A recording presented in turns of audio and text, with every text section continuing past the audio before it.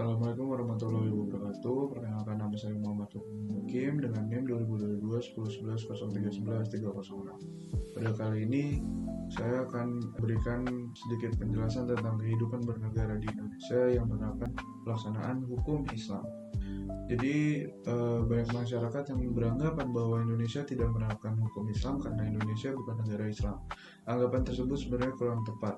Indonesia memang bukan negara yang berdasarkan syariat Islam, melainkan negara hukum yang berlandaskan Pancasila dan Undang-Undang Dasar Negara Republik Indonesia tahun 1945. Namun demikian, negara tetap memberikan ruang kepada umat Islam untuk menjalani ajaran agamanya dalam berbagai aspek kehidupan. Bahkan beberapa ketentuan hukum Islam telah diakomodasi dalam sistem hukum nasional melalui berbagai undang-undang dan lembaga negara. Artinya, hukum Islam tidak diterapkan sebagai hukum yang berlaku bagi seluruh warga negara tanpa membedakan agama, tetapi hukum Islam berlaku dalam bidang-bidang tertentu, khususnya bagi masyarakat yang beragama Islam. Pada video ini, saya akan membahas 4 contoh penerapan hukum Islam dalam kehidupan bernegara di Indonesia, yaitu pernikahan, ekonomi syariah, warisan, dan juga pengadilan agama. Yang pertama ada pernikahan. Pernikahan merupakan salah satu bidang yang paling jelas menunjukkan adanya penerapan hukum Islam di Indonesia. Bagi umat Islam, suatu perkawinan tidak hanya dipandang sebagai hubungan antara laki-laki dan perempuan, tetapi juga ibadah dan perjanjian yang kuat atau mistaqan walizat. Oleh karena itu, tata cara pernikahan bagi umat Islam harus mengikuti ketentuan syarat Islam. Dalam pelaksanaannya, terdapat beberapa rukun dan syarat yang harus dipenuhi, yaitu adanya calon mempelai laki-laki dan perempuan, wali nikah, 2 orang saksi, ijab kabul, serta mahar yang diberikan oleh calon suami kepada calon istri. Negara mengakui ketentuan tersebut melalui peraturan perundang-undangan. Selain itu, seluruh proses pencatatan perkawinan umat Islam dilakukan di kantor urusan agama atau KUA yang berada di bawah Kementerian Agama. Pencatatan ini memiliki fungsi yang sangat penting karena memberikan kepastian hukum bagi pasangan suami istri. Dengan adanya buku nikah, pasangan memperoleh perlindungan hukum terhadap hak dan kewajibannya, termasuk mengenai status anak, hak waris, maupun administrasi kependudukan. Sebagai contoh, ketika 2 orang muslim menikah di Indonesia, akad nikah tetap dilaksanakan sesuai syariat Islam dengan adanya wali, saksi, dan ijab kabul. Setelah itu, negara mengesahkan perkawinan tersebut melalui pencatatan resmi sehingga perkawinan tersebut sah baik menurut agama maupun menurut hukum negara. Hal ini menunjukkan bahwa negara tidak mengganti aturan Islam mengenai pernikahan, tetapi justru memberikan pengakuan serta perlindungan hukum terhadap pelaksana. Lalu yang kedua ini ada ekonomi syariah. Penerapan hukum Islam berikut dapat dilihat dalam bidang ekonomi syariah. Ekonomi syariah merupakan sistem ekonomi yang berlandaskan prinsip-prinsip Islam seperti keadilan, kejujuran, kemaslahatan, serta larangan terhadap praktik riba, ghahar, atau ketidakjelasan dalam transaksi dan masyir atau perjudian. Berbeda dengan sistem perbankan konvensional yang menggunakan bunga, perbankan syariah menerapkan sistem bagi hasil maupun akad syariah seperti mudharabah, musyarakah, murabaha, dan ijarah. Saat ini, pemerintah Indonesia telah mengembangkan berbagai lembaga keuangan berbasis syariah. Contohnya ada Bank Syariah Indonesia, Pegadaian Syariah, Asuransi Syariah, Operasi Syariah, hingga pasar modal syariah. Sebagai contoh sederhana, apabila seseorang membeli rumah melalui bank syariah, bank tidak memberikan pinjaman dengan bunga seperti pada sistem konvensional. Sebaliknya, bank melakukan akad jual beli atau kerjasama sesuai dengan prinsip syariah sehingga transaksi tersebut menghindari unsur riba. Selain itu, masyarakat juga dapat berinvestasi melalui reksadana syariah maupun sukuk negara yang seluruh mekanismenya disesuaikan dengan prinsip-prinsip hukum Islam. Melalui berbagai lembaga tersebut, dapat kita lihat bahwa hukum Islam tidak hanya mengatur ibadah, tetapi juga mengatur aktivitas ekonomi masyarakat secara luas.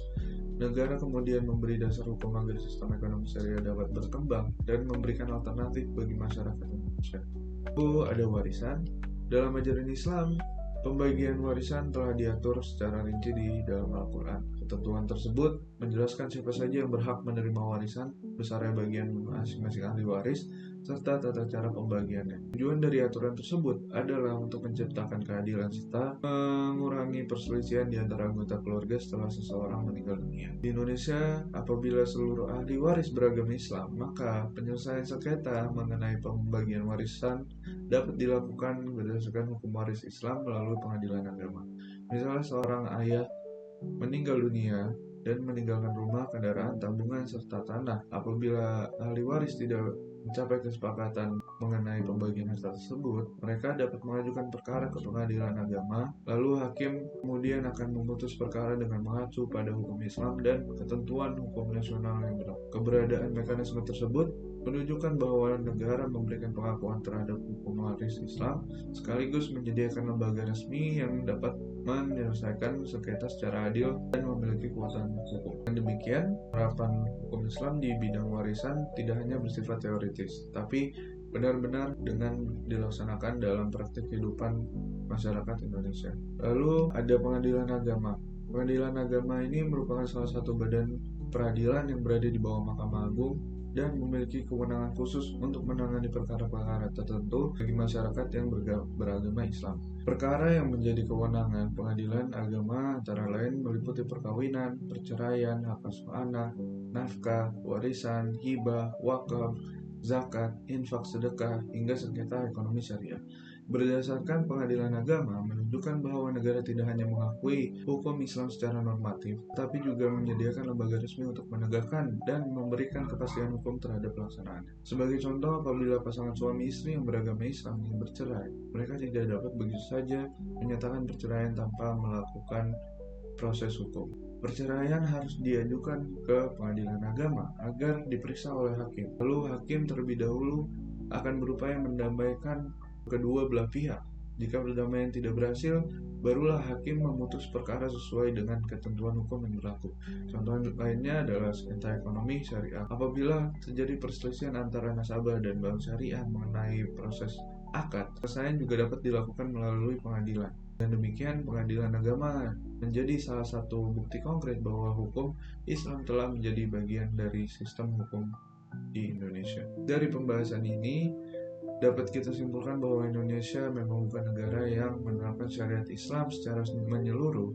Namun, sebagai negara yang menghormati kebebasan beragama, Indonesia berikan ruang bagi umat Islam untuk menjalankan ajaran agamanya dalam berbagai bidang kehidupan. Penerapan tersebut dapat kita lihat melalui pelaksanaan pernikahan berdasarkan syariat Islam, berkembangnya sistem ekonomi syariah, penyelesaian pembagian warisan menurut hukum Islam, serta keberadaan pengadilan agama sebagai lembaga negara yang menangani berbagai perkara keislaman. Ini menunjukkan bahwa hukum Islam telah menjadi salah satu sumber hukum yang diakomodasi dalam sistem hukum nasional Indonesia, sehingga mampu berjalan berdampingan dengan hukum nasional dan tetap selaras dengan nilai-nilai Pancasila serta Undang-Undang Dasar Negara Republik Indonesia tahun 1945. Sekian pemaparan yang saya bisa berikan. Terima kasih atas perhatian teman-teman. Semoga materi ini dapat menambah wawasan kita mengenai hubungan antara hukum Islam dan sistem hukum di Indonesia. Assalamualaikum warahmatullahi wabarakatuh.